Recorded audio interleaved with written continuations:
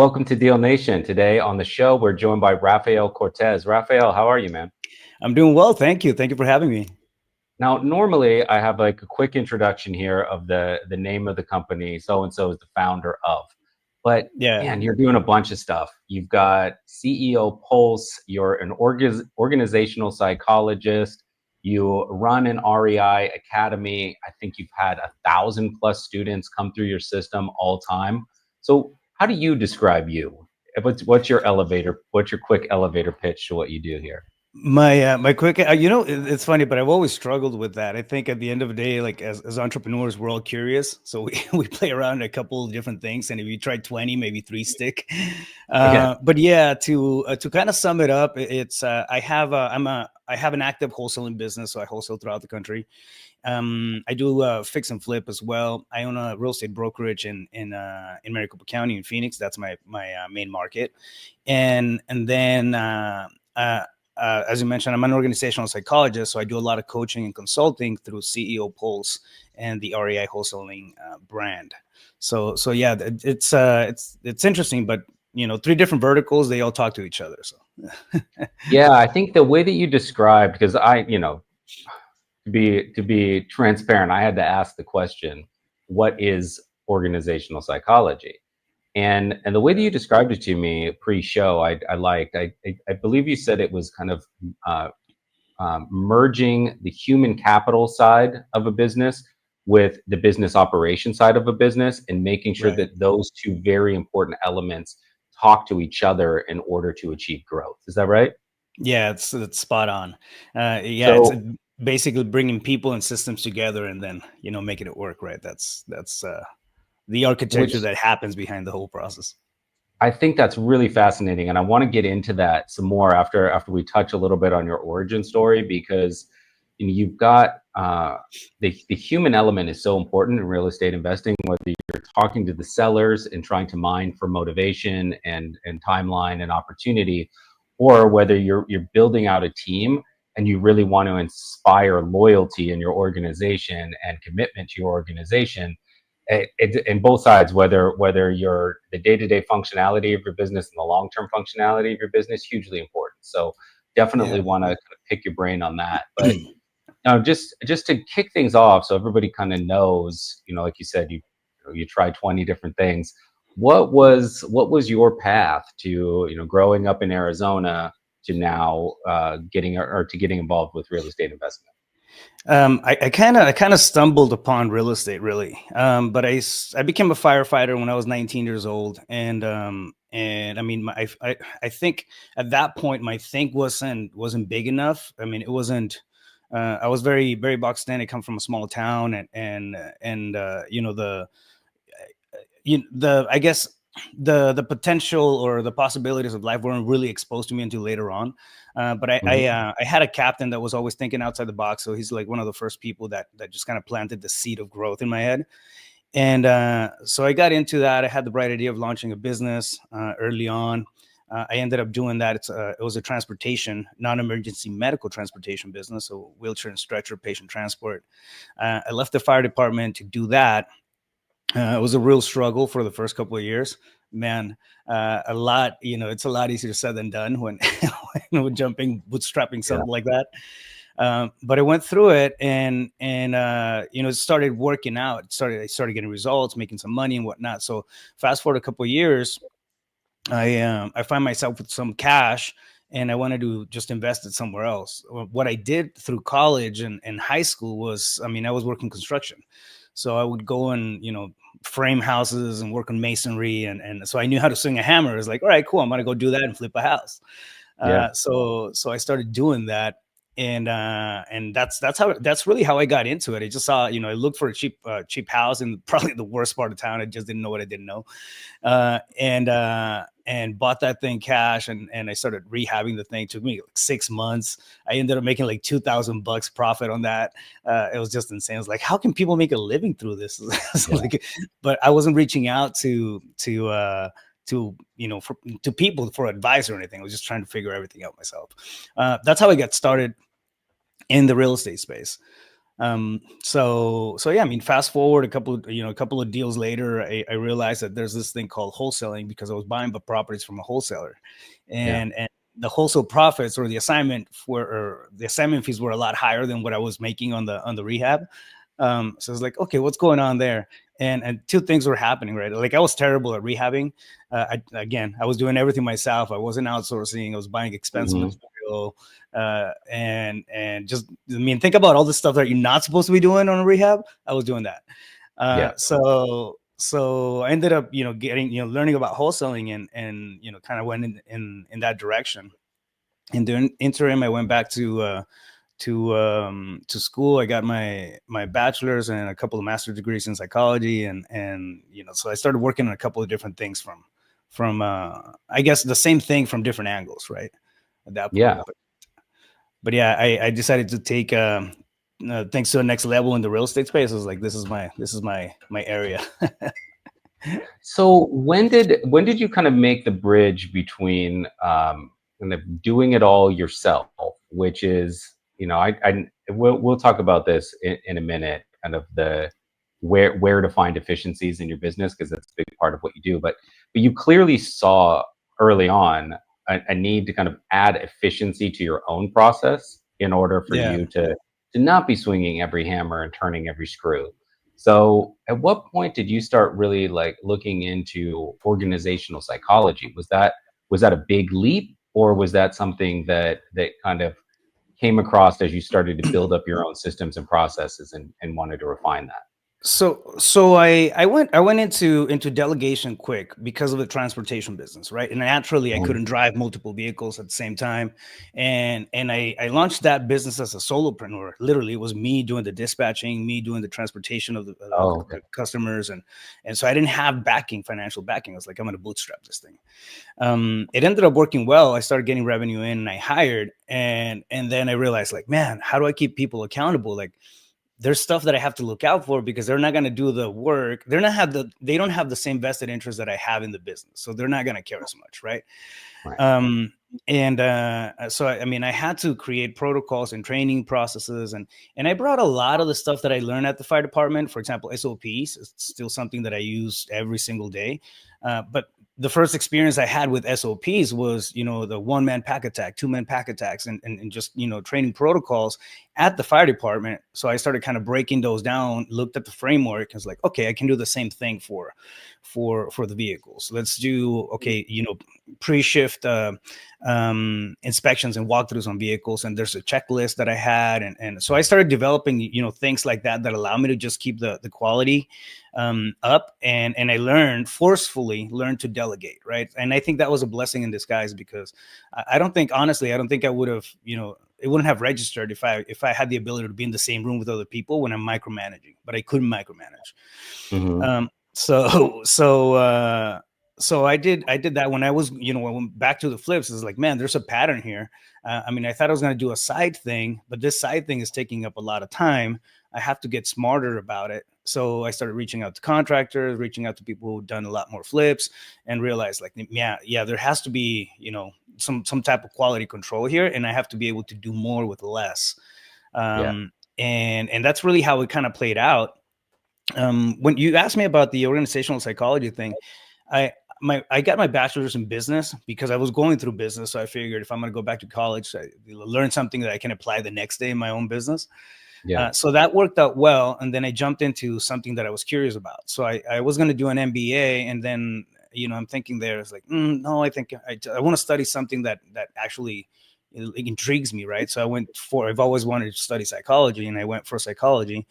And while I was going through that, I was almost done with the master's degree, and I found out that they had this other thing called organizational psychology, which is it's you're a business psychologist. I was like, oh, that connects. Yeah. So instead of continuing on, I just jumped on the I finished that that master's degree, and then instead of moving on to just higher education, I did another master's on organizational psychology, and then just continued on that road.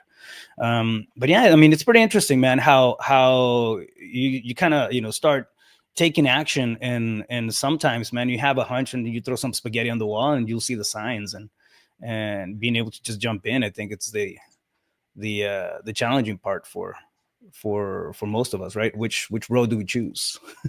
Yeah, I think one of the biggest challenges that I've seen in working with the real estate investment community is kind of the mindset shift necessary to go from being a solo entrepreneur to being an entrepreneur that's running an organization.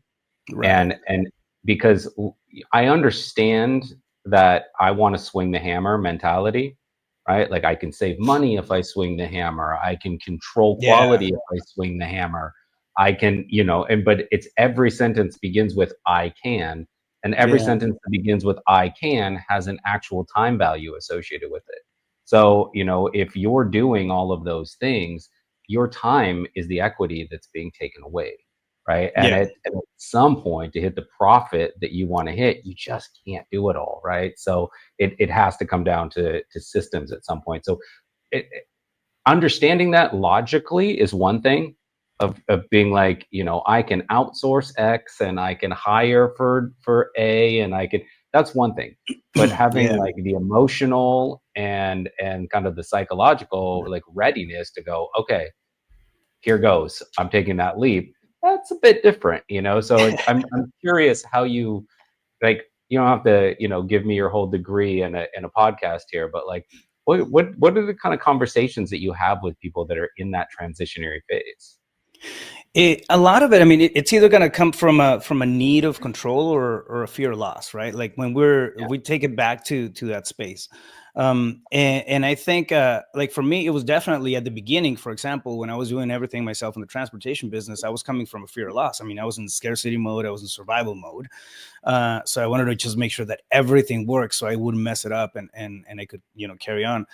The thing about building a business that that I learned was that you have to empower the people around you, and you can't do that if you're micromanaging. You can't do that if you're sitting back in that limiting belief type of space, right? And it may sound cliche, but it's I mean, it plays right into the culture of the business that you're developing.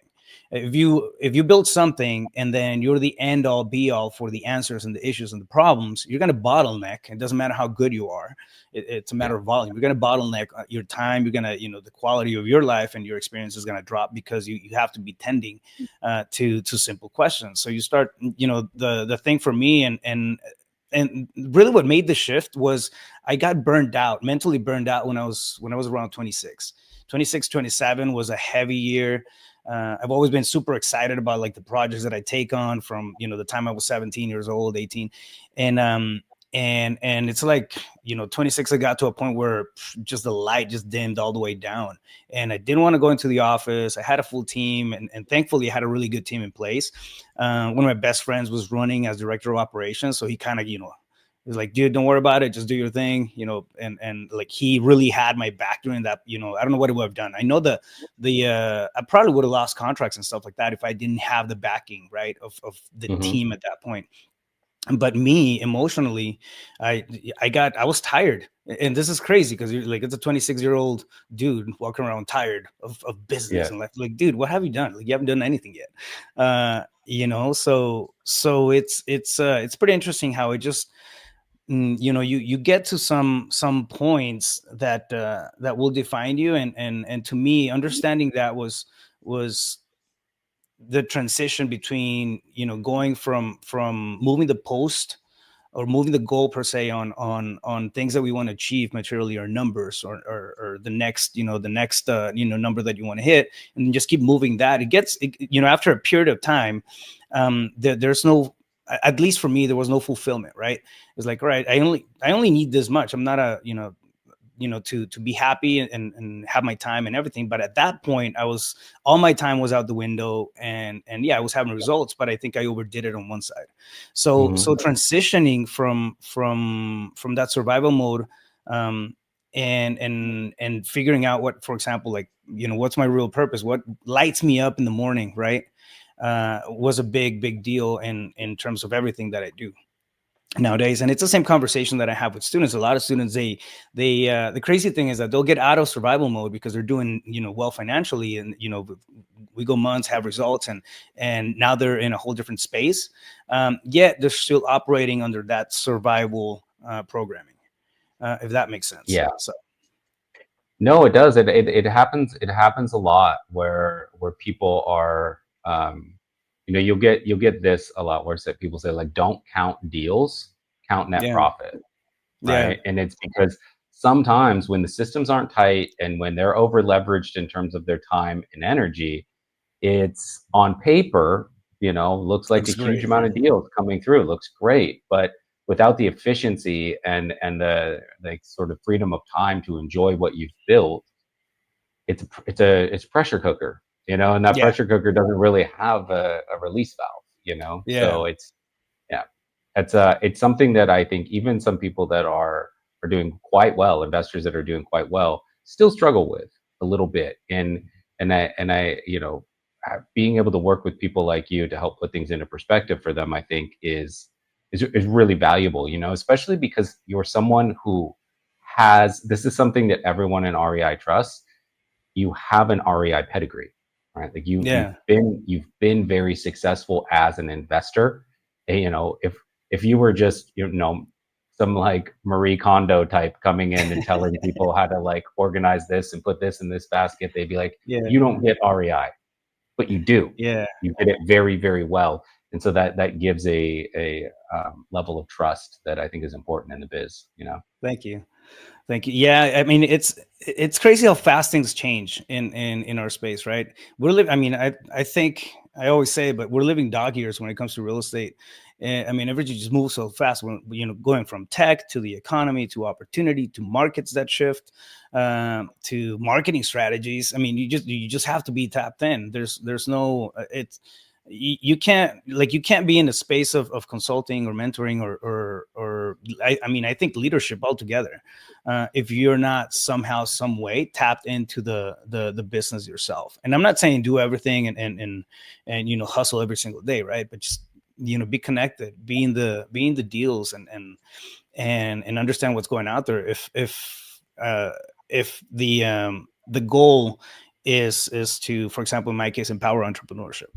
I mentioned earlier, right, purpose. And I sat with that, and again, it's one of those, like, it's cliche, okay, think about your purpose, think about, all the unicorns and the rainbows and all that stuff is going to put smiles on your face.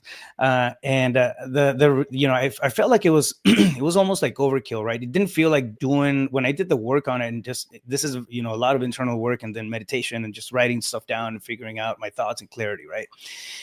But I felt like I was just wasting time at the beginning, and then it started to become interesting because I realized, like, man, if I don't do that, if I don't front load that work, and I don't have clarity over my own path, I mean, I really don't have direction. Any direction that I take is going to be okay, but it doesn't necessarily mean that it's going to be the right one, or the one that I intentionally want to take.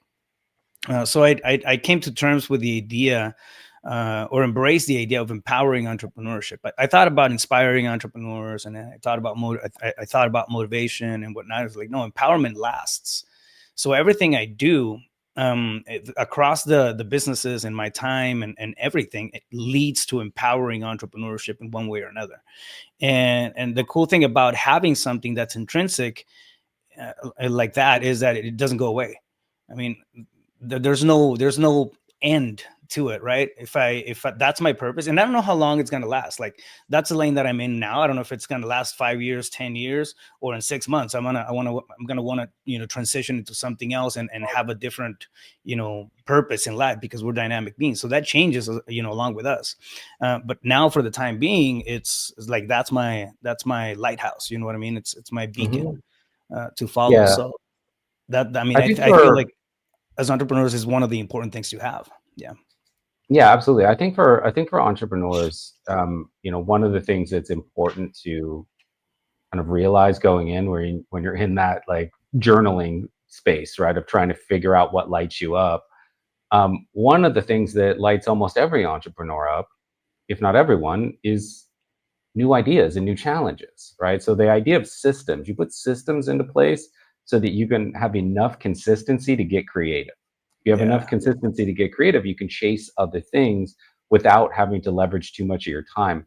You and I were at a mastermind event a couple weeks ago. Shout out to the family mastermind. And Bam.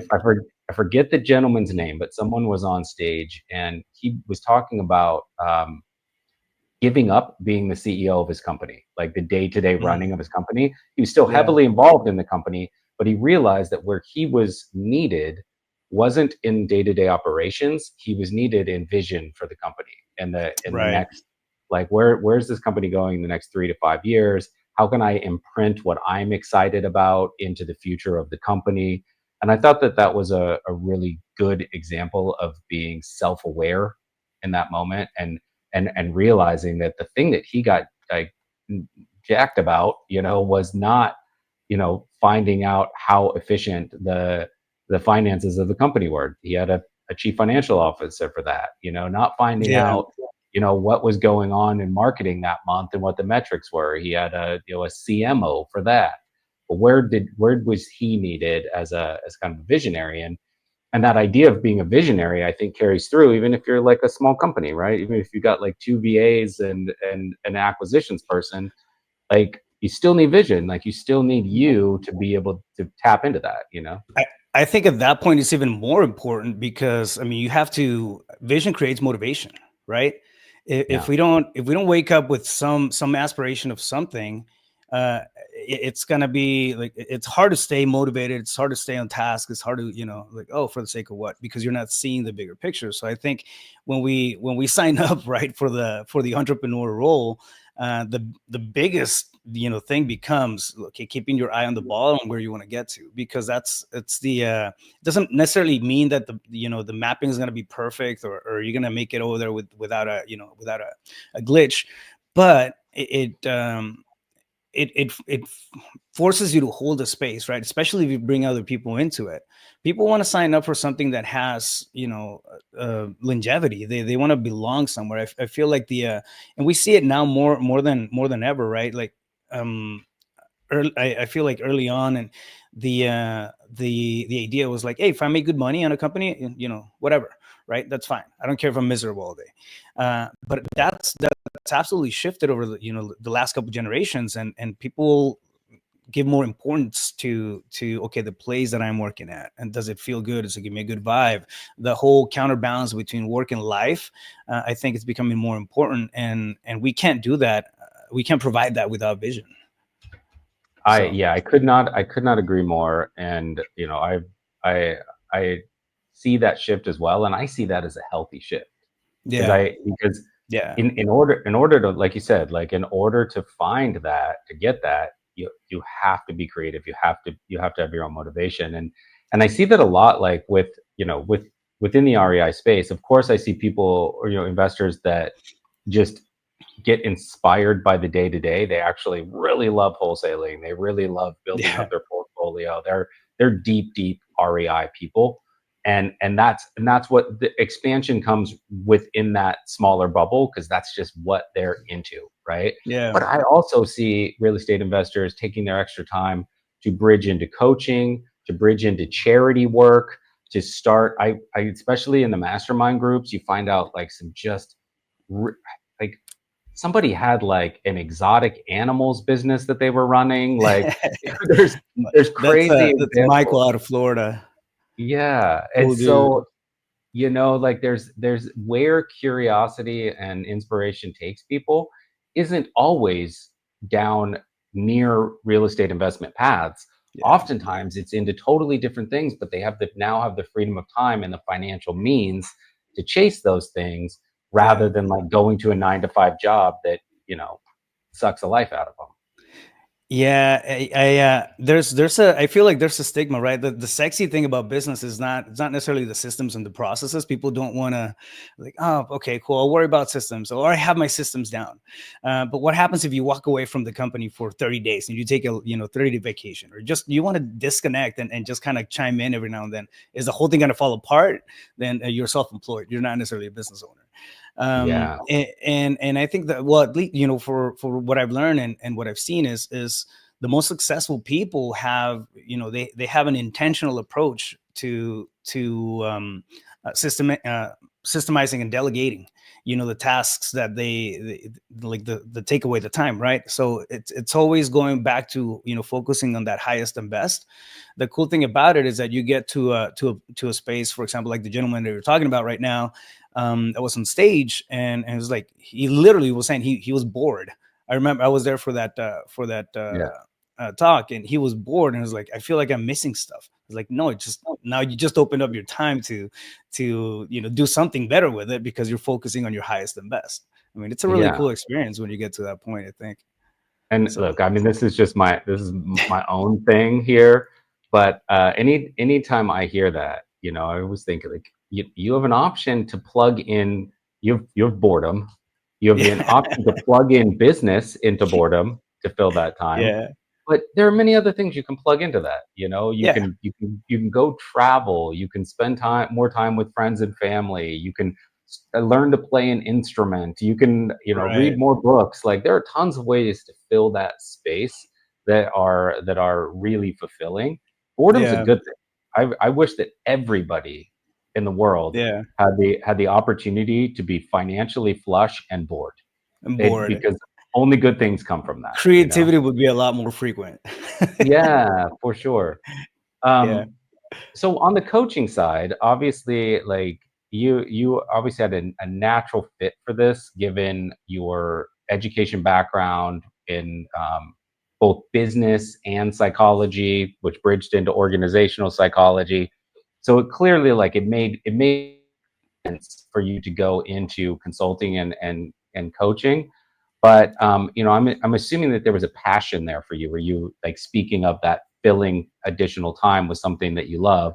I'm guessing there was somewhat of a passion there for you as well, not just logic. Yeah. So what happened? Really, I started consulting in 2017. I didn't feel like I had.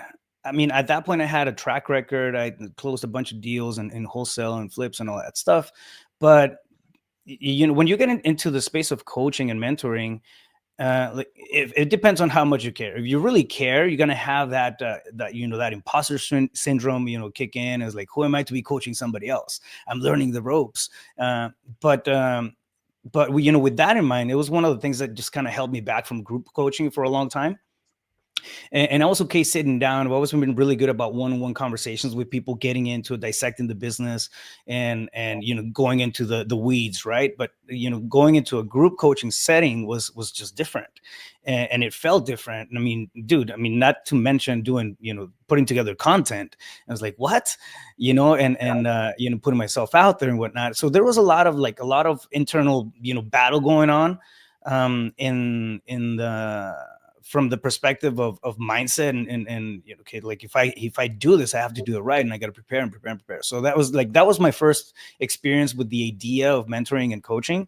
I did well with a lot of consulting clients at the beginning, so I started kind of getting a little bit more and more confidence. And then in around 2020, I got an opportunity to coach for Wholesaling Inc. And I mean, one of the biggest, coaching companies at the time, right? Tom Kroll Mhm. was the head of it. He's in our mastermind now, so it's Yeah. pretty cool to come into a space where your colleagues, after some years. But I went in there and I started coaching, and that really just, it taught me a couple of different things. When we're consulting, it's yeah, I mean, you get better at the systems and the processes. But when you're coaching and you're mentoring at a group level, you have to hold that space. Like, I can't talk about mindset with somebody if my mindset is all jacked up, right? I can't talk about consistency and staying on top of your leads and follow up and having your systems and your processes, everything in place, if my stuff is not in alignment, right? Yeah. And so it's a two-way street. Like, mentoring, was I was doing it because I enjoyed it a lot, and I loved seeing the results, and helping people has always been a thing. I mean, that's why I joined the fire department when I was 19. And so the helper side was getting its fix, right? And then I realized, like, man, like, this is a two-way street. Like, wow, okay, I'm talking about, they're asking me questions regarding this.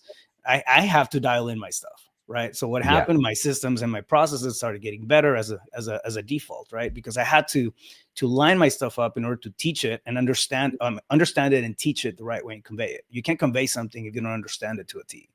So yeah, I mean, that's, that's the relationship with coaching, and the more you get into it, the more advanced, the better you get, the better your business gets, your results get better.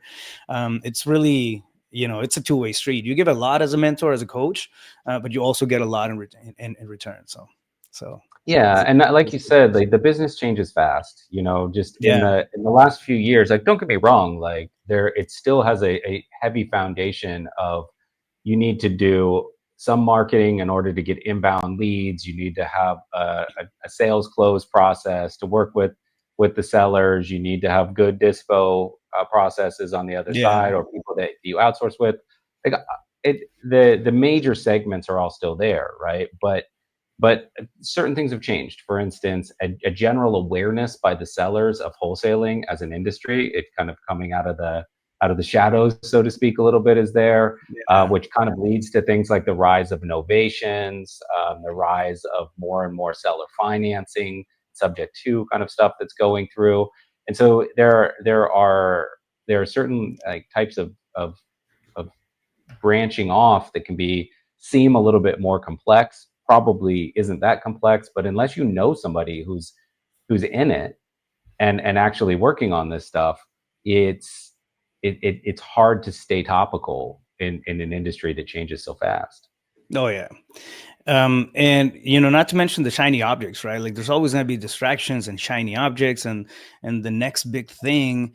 And I think, when you stick to the fundamentals and then you have those dialed in, you can bolt on, different strategies and different, different things to it. But what works. You stay, okay, cool. The fundamentals that have worked for me over the last, 15 years, for Warren Buffett since he started doing his thing, like they're Yeah. very similar. It's like there's a handful of things that are being done on a regular basis.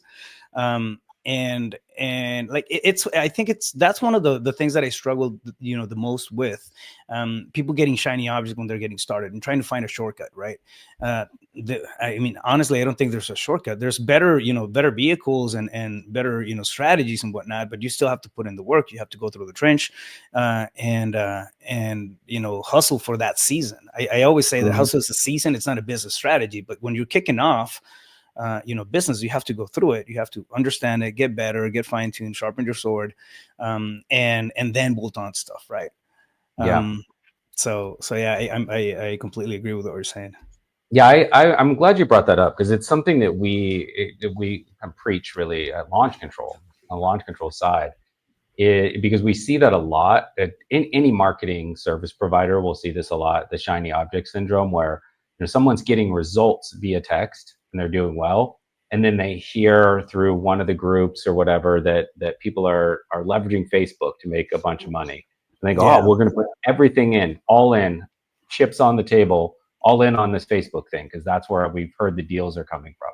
So yeah, if you've got everybody chasing the same shiny object, what you're leaving is open field in yeah, those things that you left behind, right? So like the old school stuff, direct mail, like it's still going to work. Text, it's still going to yeah, work. Cold calling, it's still going to work. Those should be your foundations as you bolt on and grow. And then if you want to try something new, try it, test it, and if it proves to be worth its value, then incorporate that too. But you don't have right. to like replace one for another, right? And I think the same can be said with different levels of your business where you don't necessarily need to just, if you've got a good dispo, you've got a good dispo system set up in house, and you work well with realtors in the area, and Yeah, you work well with end buyers, direct end buyers. Like, is it worth maybe trying something where you're using like New Western, for example, and you're dispoing some deals through them? Sure, but to throw out your whole dispo arm that's already working in order to go all in on something else, no, you wouldn't do that, right? So you yeah, wouldn't. It's an interesting dynamic that we see happen a lot, where people are kind of unbolting their businesses a lot rather than keeping the foundation and just adding on something new. Yeah, no, absolutely. I mean, bolting on something is important. Transitioning, right? If that's going to be the case, but you have to give it time. Like I put a lot of emphasis on not moving or going stray from your marketing campaigns. Give something at least 3 months, right? Before like, oh, I ran 100%. a campaign and it didn't work for how long? 2 weeks. Come on, this is at least the vertical that we're in, it has a very trailing effect to it, right? We start to stack up the pipeline, we start to have conversations, the follow-ups. I mean, most deals come in on you're talking 7+ follow-ups, 7 to 12 follow-ups. That's most of the deals happen, like the bulk of Yeah. deals. And like, what's going to happen if you just do marketing for a little bit and you forget about the follow-up? So all of that stuff matters. Like all those fundamentals, like I was saying earlier, they play right into the marketing strategy and the protocols that we want to standardize, or sometimes just skip altogether. Yeah. So yeah. So let me ask you this, because I know you work with a lot of different companies. At Launch Control, which Launch Control subscribers, they make up a good portion of the Deal Nation listening audience, and also just a really good kind of breakdown of how people scale up in the industry. So are the people that are on Launch Control's light package typically are within the first, say, 12 to 18 months of their business. They're looking for some consistency. They concerns about where the next deal is going to come from are real. Hmm. People that are on the core package usually have, maybe a VA, or they're outsourcing their text engagement through us, through our done for you service. They might have an in-house acquisitions person, or they're certainly thinking about it. And then when you get up to the pro and enterprise level, they're running shops, right? They've Yeah. got probably a team 7, 8. They might be getting into coaching themselves. They're looking into seeing what their next inspiration is, because their business is pretty tight, right? Yeah. So in terms of like some organizational, just foundational, actionable advice that you could give each bucket, what are some of the things that you usually tell people, that beginning, middle, and advanced stage? Well, it's a really good question. I mean, the easiest way I feel like to bring everything into context, I break down business altogether into 6 stages. So, and I have the same, similar framework for the brokerage, similar framework for the education Hmm. business, and similar framework for the wholesaling operation, right? But there's going to be, I break it down into 6 stages, and then I think about whatever action or whatever activity I need to do, and I plug it into one of those 6 stages accordingly. So the first one is going to be sourcing leads, right? So you have to source regardless of whatever is. If you're a restaurant, you're still sourcing customers, right? If you're Yep. sourcing your business. So the first one is going to be, okay, I have to get clear on what my sourcing methods are. What are my vehicles, right? That's one. For example, if you have text messaging, you have cold calling, you have PPC, you have all whatever. All those are going to be in the sourcing stage. And thinking like that from the get-go is important. Even if you're a solo operator, it doesn't matter if you have 15, 20 people in your team, or if you're a solo operator, the framework and the train of thought, it's still the same. So the first one Yep. is going to be sourcing. You have to pre-qualify to weed out the tire kickers and everything, right? So the Sure. next one is to convert. So we're converting. So we go from sourcing to converting.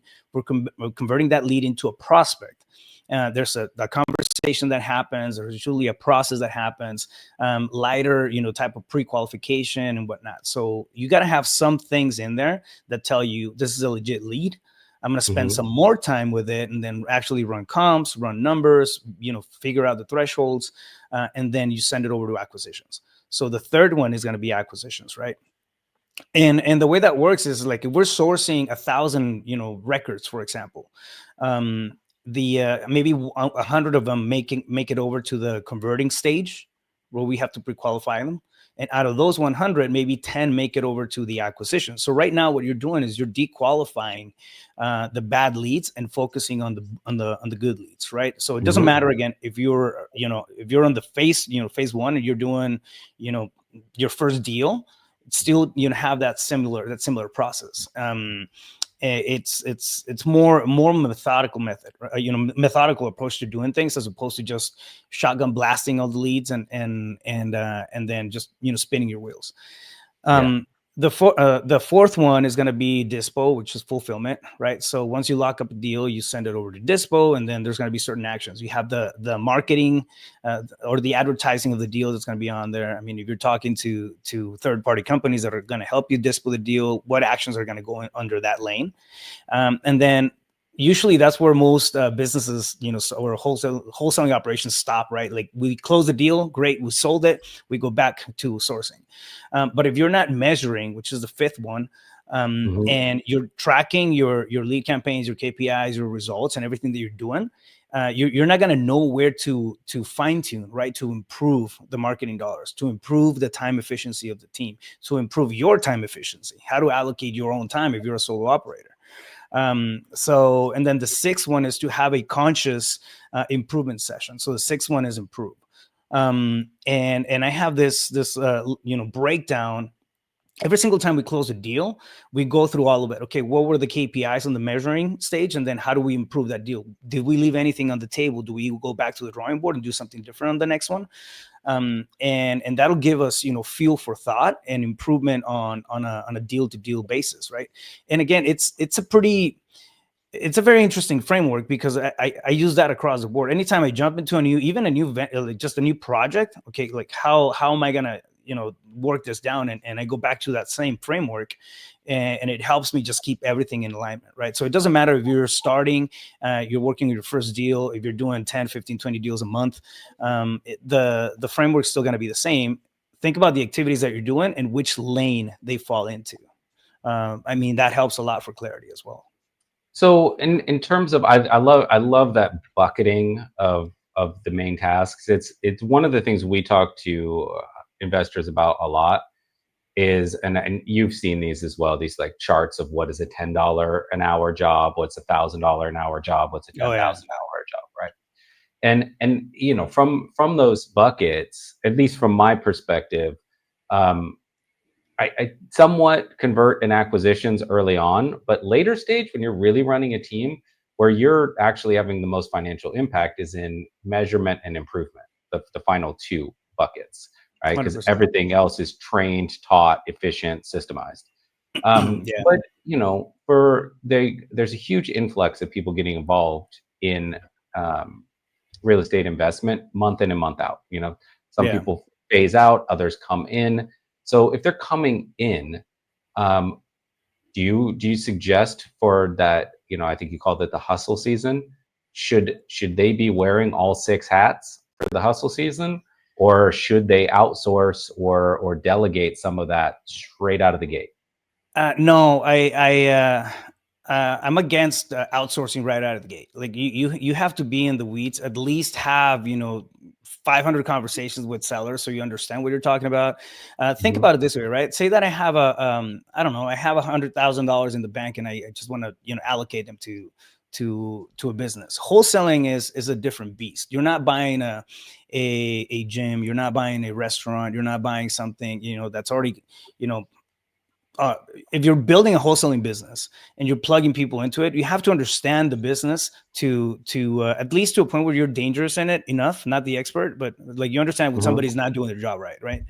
And wholesaling is in that sense, I think it's a different beast. So I even if my students have capital to invest in marketing right out of the gate, like I'll hold them back from that, because what happens if you spend I don't know, $10,000 a month on marketing, you get really good leads come in and everything, your conversation is going to be off.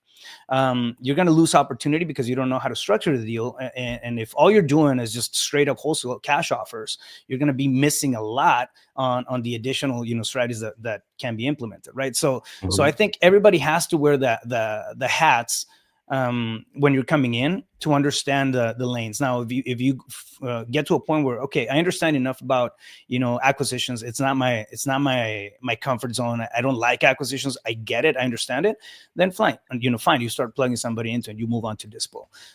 But, there's different stages and different, seats, I guess, in the business that will require different, skill sets and talents. Everybody finds the one that they're going to fit well with. For example, I know some really, really successful owners that their thing wasn't acquisitions. It wasn't lead generation. It was dispo. right? Or some, what, I just handled transaction coordination. Everything else I was just, thinking and delegating. But they understood the conversation and acquisitions, the deal structure side of things. And I think that's very important if you're going to be the person building the business. Especially when you're hiring, right? Bad hires are expensive, man. Not just because you pay them on a monthly, basis, and you have a salary and that overhead, but the opportunity cost is I mean, it's heavy, right? When you start to do the math, I was like, man, I had that person, they absolutely sucked, but I had them for 4 months, 5 months, and the opportunity cost in that sense is like, man, how many deals did you lose for, because you weren't having the right conversations or the leads were not treated right? And that's the kind of stuff that you can miss if you delegate right out of the gate, and you don't have your I guess quality controls in place.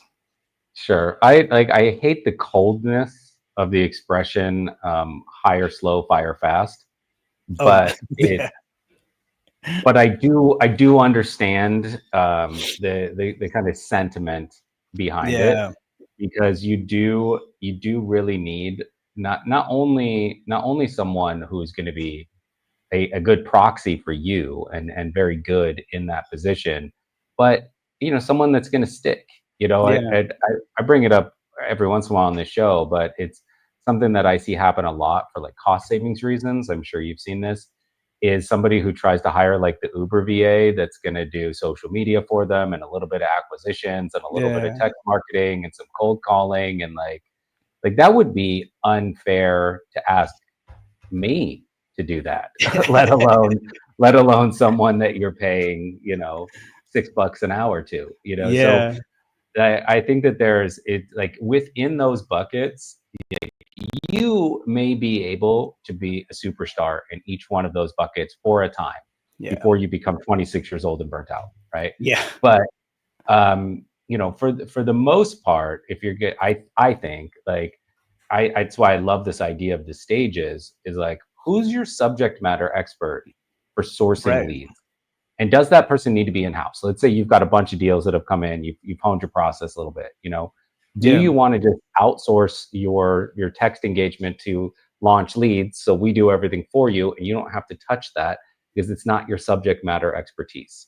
Do you Right. want to take the transaction coordination, which is vital but not the sexiest part of your business? Do you want to outsource that to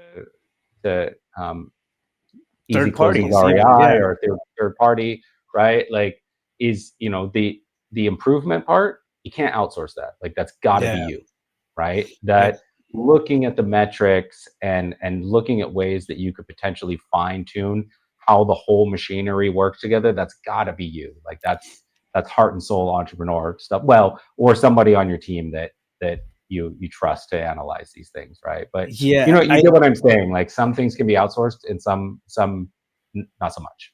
Well, yeah, exactly. And I built an organizational matrix. Actually, it's one of the first things that I do when I start working with one students. But we'll take an overall picture, right? Like overall overview of the entire business, and tailor it to their specific operation. We start working on that organizational matrix. At the very top, you have the owner's box, the CEO, and then I do have areas of focus. For example, you have on the sourcing stage is to generate leads, right? On the conversion stage, the area of focus and the domino effect or domino thing right there is going to be converting leads, right? Yeah. How many appointments are they scheduling? On the acquisitions is getting contracts signed. So nothing else matters. Like, that's the end all be all of that particular lane. And when you get all the way to the top, you go through all the different stages. You get to the top, and then you have the CEO on that. I mean, the two things that I have on there is opportunity and direction, right? That's the whole vision part of it. Where else can we tap into that there's opportunity? Is it a new project? Can we look at a different way of doing business? Can we roll out a new strategy or something like that we can bring in and optimize, or bring the team to a new thing that we can train them on? But that's the kind of stuff that when people are too close, even a director of operations sometimes might be too close to the ops, right? It's hard to, when you're looking down at the op, it's hard to look up at what the possibilities are. Sure. And as CEO sitting on the owner box, like that becomes a responsibility. We have to remember to do that kind of stuff, right? Yeah. It's literally in the like it's our job description. The Do you growth have part of it. any quick success stories that you could share of people you've worked with that maybe, for what we're saying, kind of learned how to earn a lot more by letting go a bit and being more organizationally prepared? Yeah, no, absolutely. So it's actually a really cool transition to see people go from like the group coaching onto to um to the one-on-one sessions on the REI Elite. And I'm biased for it because it's my program, right? But it's we have the conversations that we're having, right? Usually in the academy, it's stuff that's okay. Let's work on the deal. Let's talk about the conversation. Let's see how your numbers are panning out, the comps, and all the nuts and bolts of the business to get to that point. And then Hmm. when we jump into the other one, usually what we end up breaking down the most stuff is leaderships. We do have strategy, SOPs, and all that, but when you plug in those different elements, and you already have the know-how and the track record under your belt, it's just a lot easier to conceptualize and roll out. So Sure. I see that happening very fast with people when they when we start working on that side of the project. And basically what happens is there's an inversion there between the time and spent in the business, and that's demanded of them, and what they do when we go through setting up the SOPs, enforcing the protocols, and then training the team, and just delegating all that. One really cool thing that I see happening, usually this happens maybe a month and a half into it, is when you see we have characteristics of control issues at the beginning of the training, right? Because we're Sure. wearing all the hats, we're still doing everything ourselves. And then as you start delegating, and then you have good results with your team, right, it becomes more fun to not do anything. And then just see it click. It's like I don't even know where that deal's at. I never even saw that house. I didn't run comps on that thing. We still got paid. Yeah. So that becomes think about the proof of concept when you get the first deal. That becomes the entrepreneur proof of concept. It's like, oh wow, that this thing is operating, and it's doing its thing by itself, and a lot of it I Yeah. don't know. That's Yeah. amazing. So Yeah. when I can't when I can get people to embrace that, it's usually when we see the hockey stick effect, and they go from 5 deals to 10 deals. But yeah, man, I have many cases where one, the revenue just exploded, but the time got recaptured. I have a couple of students who are killing it in the Chicago area. They're super young, but they have that entrepreneur mentality where they want to build, they want to create, and everything. Went through Hmm. the hustle, and now we're fine tuning the business, and I see them just stepping a little bit more away from the business every session that we do, and plugging in the biz up. No, So yeah, I mean, it's incredible. Revenue I just love that. skyrocket too. Well, Yeah, yeah, and I think it's a logically it makes sense, but it's a hard leap for people to make, to understand that, like, yes, maybe you could have eked an extra 5K in the margins out of a deal if you'd been running it yourself. But if you can get a volume increase of 3 deals per month extra, because yeah, you don't have to be directly involved in everything, even if you're taking, a 5K hit on each one of those, you're adding an extra, $60,000 to $90,000 to your business that you didn't have yeah, to touch. yeah, Like your profit is way, way, way, way up, even if yeah. even if you could have eked a tiny bit more out of the margins. So Yeah. It's also a very cool experience when you end up being the mentor to the team, right? Like all mhm. the pieces, all the aspects, and really, like, for example, my capacity in my wholesale business, we stay pretty consistent, and this is by design, 10 to 15 deals on a monthly basis. Going above that, I know it's going to drain my time, it's going to require more of me. I'm not interested in that. I love coaching, and I love everything else that I do, and it just gives me the sweet spot, right? So I kind of Yeah. worked with 20, 30 deals by bumping up the marketing, and then dialing it back and playing around with it. So I keep it steady at that point, and I spend on average maybe around 4 to 6 hours a week in the wholesale business, monitoring, jumping on huddle calls and doing that kind of stuff. And then the team's doing everything else. What I do is I come in and I consult, and they'll use my track record, my expertise. I'll look at comps, I'll look at all these things and still be tapped in, but they become the vehicle for the action, right? So, which is really cool, because the more they learn in their lanes, the better they get at their lanes, and the better they collaborate. So, yeah, it's the more entrepreneurs I talk to, and the more people like yourself that are running multiple businesses realistically, the more I'm absolutely convinced that efficiency is the absolute most important part of being an entrepreneur, other than other than maybe just like the bravery to take the leap at all, right? Because like that, what you just said, like, yeah, we do about 10-15 deals a month on average. I cap it at that purposefully, and I work about 4 to 6 hours a week. Right, that's like mind blowing, right? Because I look at everything that you're doing and everything that some of the other like big name entrepreneurs in the REI space that I know are doing. And my instinct is, God, they must be doing 80-hour weeks, man. They must like have forgotten their kids' names by now. That's crazy. They're doing all this. And then I actually talk to you guys, and you're like, oh no, like I come in, I do like 4 to 6 hours a week on this business. I do, another 2-3 there. I don't work Fridays. I just got back from Europe. My wife and I had spent 2 months there. I was working like an hour a day maybe. And I'm like, what? Because logically it just seems like so much. But when you're efficient and you have, the right stages, the right systems, the right people plugged into those stages.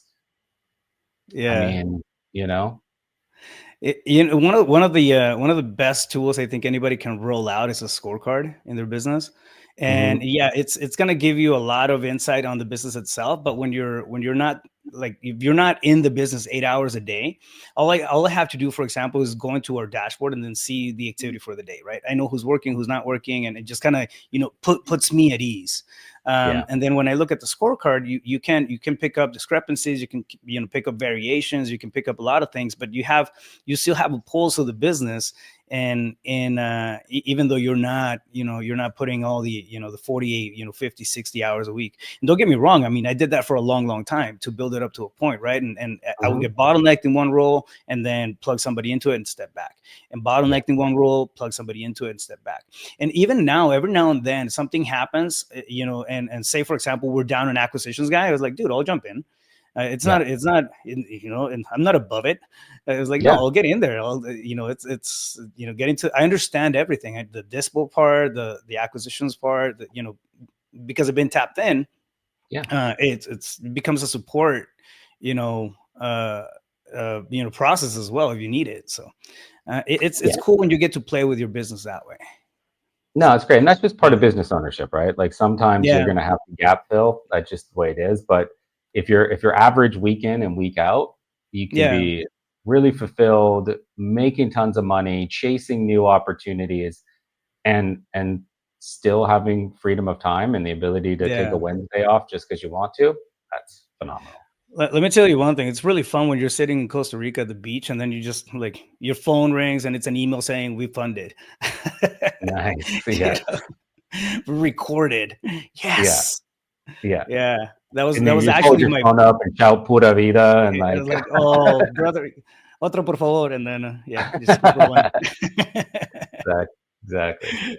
All right, man. Well, we're coming up on an hour. I don't want to take up too much of your time, but I do want to give you an opportunity to, tell people the various ways that they can connect with you. For everybody listening in, just check the episode descriptions. We're going to put links to absolutely everything below, so you don't have to like furiously write this down or anything. But yeah, go ahead. Tell the people how to connect with you, and take a few minutes if you need to, because I know you got a lot. Awesome. No. I'll keep it short and simple. And thank you. I mean, if anybody wants to reach out, I'm really active on social media. Instagram is usually mainly where I spend most of the time in social media. So at Rafael Cortez, CEO, my handle is right there under the name. And then I have the REI Wholesaling Academy. The website is reiwholesaling.com. I do have a free webinar that's on there that breaks down like the stages, for example, that I talked about right now. And I mean, I go a lot more into detail on the 5 things that you need to knock out to start getting, deals within the next 30 days. So I have a full free training on that. And that's at reiwholesaling.com. So yeah, if you guys have any questions, reach out, send me a DM and kick off the conversation that way.